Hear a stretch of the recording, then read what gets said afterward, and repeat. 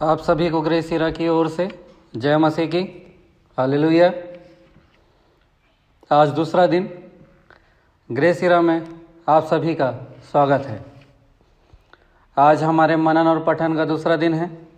कल हमने पुराने नियम के उत्पत्ति अध्याय 1 से अध्याय 19 तक के भाग को देखा था और नए नियम के इब्रानियों अध्याय 1 से 10 तक के भाग को हमने देखा था।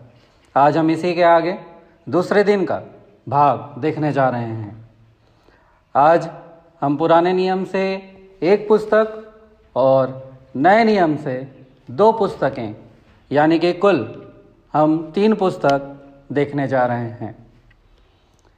आइए आगे बढ़ते हैं।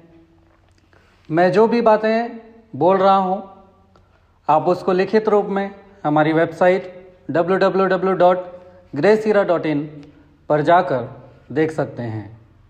मैं जिस प्रार्थना पत्र की बात कर रहा हूँ, अगर किसी के पास वो प्रार्थना पत्र नहीं है, वो हमारे वेबसाइट में जाके वो प्रार्थना पत्र देख सकता है। उसका लिंक भी डिस्क्रिप्शन में दिया जा चुका है। आइए पुराने नियम के भाग को हम देखते हैं। आज के भाग में हम देखेंगे उत्पत्ति की पुस्तक उसका 20वां अध्याय से 33वां अध्याय तक।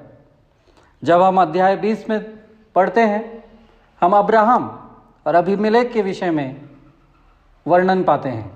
उसके आगे जब हम अध्याय 21 से 22 अध्याय तक पढ़ते हैं, हम इसहाक के जन्म को देखते हैं और अब्राहम की परीक्षा के विषय में हम वर्णन पाते हैं।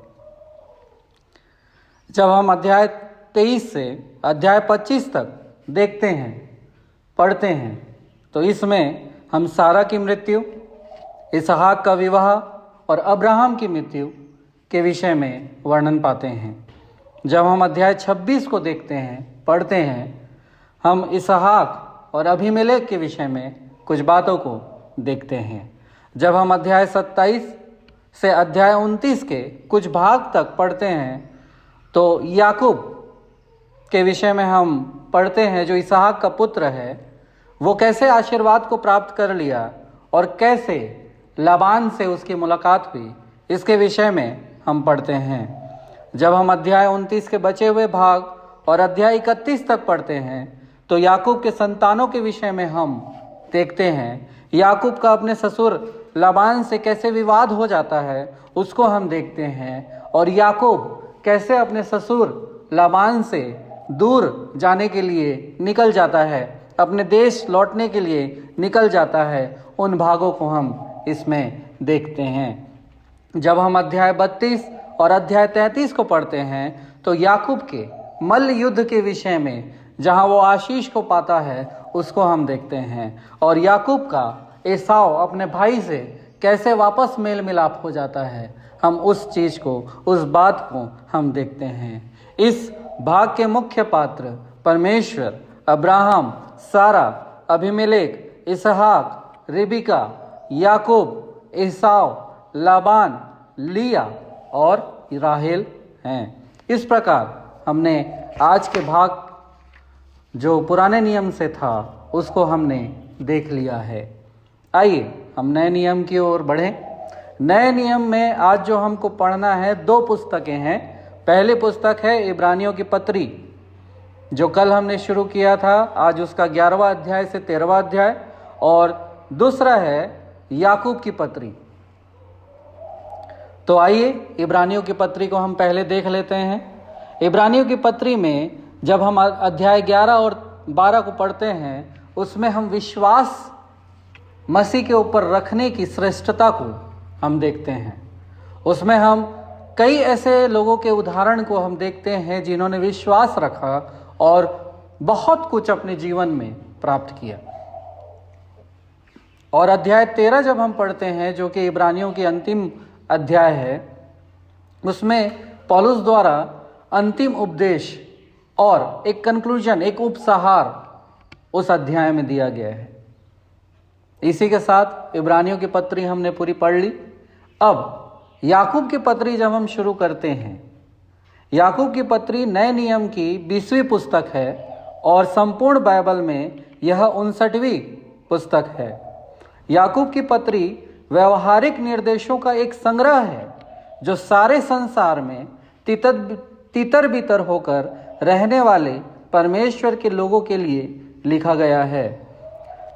इसका लिखने वाला मसीही आचार व्यवहार और चाल चलन के लिए व्यवहारिक ज्ञान और मार्गदर्शन से संबंधित निर्देशों को प्रस्तुत करने के लिए कई सजीव उपमाओं का उपयोग करता है।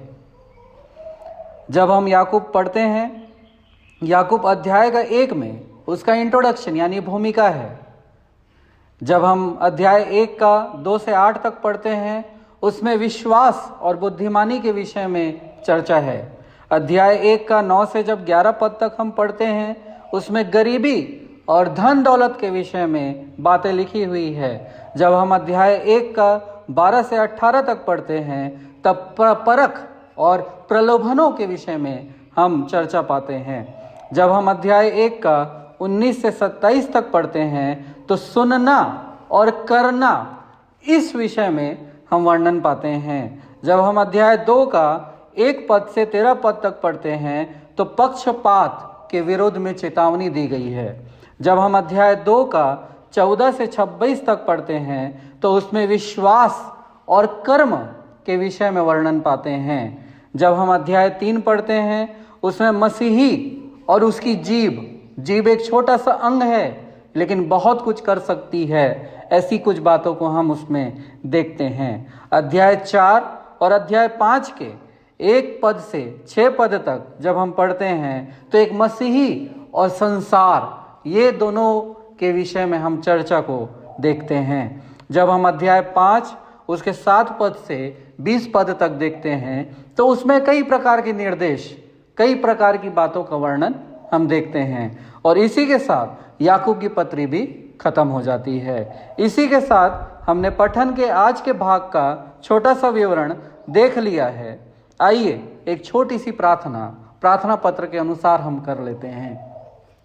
धन्यवाद धन्यवाद धन्यवाद जीवित सामर्थ्य अनुग्रहकारी परमेश्वर पिता, आपके चरणों के निकट आते हैं। प्रभु जी, आपने दूसरे दिन हमारी सहायता और मदद की है, हम धन्यवाद देते हैं। प्रभु धन्यवाद देते हैं परमेश्वर, आपने हमारी सहायता और मदद, हमको सामर्थ्य से भरा आज के दिन ऐसा समय हमको दिया कि हम आपके वचनों में से कुछ पढ़ सकते हैं। धन्यवाद देता हूँ प्रभु, प्रार्थना करता हूँ कलीसिया में एकजुटता हो जाए। Hallelujah hallelujah hallelujah, yes Lord, कलीसिया में एकजुटता आए। प्रार्थना करता हूँ परमेश्वर, मसीह के स्वभाव में हमारा व्यक्तिगत जीवन परिवर्तित हो जाए। Yes Lord, hallelujah, thank you Jesus. हमारा जीवन मसीह के स्वभाव में परिवर्तित हो जाए प्रभु, आमीन। प्रार्थना करता हूँ परमेश्वर छत्तीसगढ़ राज्य के मुख्यमंत्री श्री भूपेश बघेल जी के लिए। साथ ही साथ प्रार्थना करता हूँ भारत देश के प्रधानमंत्री श्री नरेंद्र मोदी जी के लिए। दोनों को आप समझ बुद्धि ज्ञान से भरिए प्रभु, सही निर्णय लेने में और सही रीति से राज्य और देश को चलाने में सहायता और मदद कीजिए। प्रार्थना करता हूँ परमेश्वर, आप हमारे संग और साथ हैं, ऐसे ही संग और साथ बने रहें। इन उपवासी दिनों में, इन प्रार्थना के दिनों में, इन बाइबल पठनों में आप हमारी सहायता और मदद कीजिए। आदर महिमा आपको मिले। प्रार्थना आपने सुना, धन्यवाद। यीशु के नाम से ये प्रार्थना मांगता हूँ, सुनिए और कबूल कीजिए, आमीन।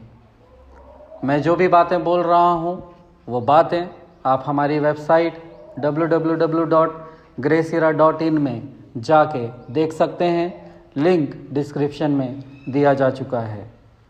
हम पठन और मनन में आगे बढ़ें और परमेश्वर के साथ अपने संबंध को और मजबूत करें। हालेलुया। कल फिर मिलते हैं। सबों को जय मसीह की।